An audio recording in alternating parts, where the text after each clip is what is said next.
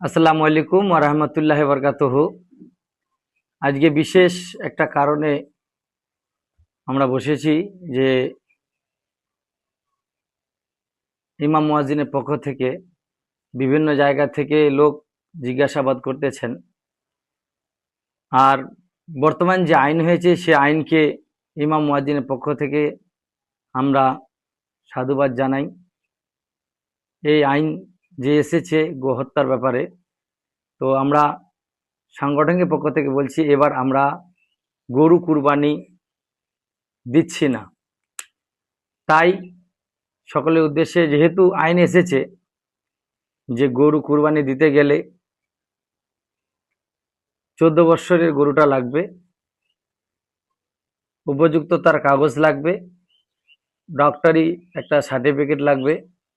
তো অতগুলা না করতে গিয়ে আমরা গরুটা কুরবানি দিচ্ছি না। আমরা সকলে, যে সকল ইমাম মুয়াজ্জিন ভাইরা আমার রয়েছেন, আপনারা সকলেই সজাগ থাকুন, সেটা থেকে দূরে থাকুন।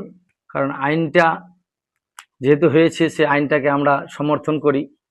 এবং কি, যে আইনের মধ্যে যদি আপনারা কেউ আইনটা নিজের হাতে তুলে নেন, সেখানে উল্লেখ রয়েছে যে 1000 টাকা থেকে 6 মাস পর্যন্ত কারাদণ্ড বা উভয় হতে পারে, যে কোনো ব্যক্তি হোক না কেন।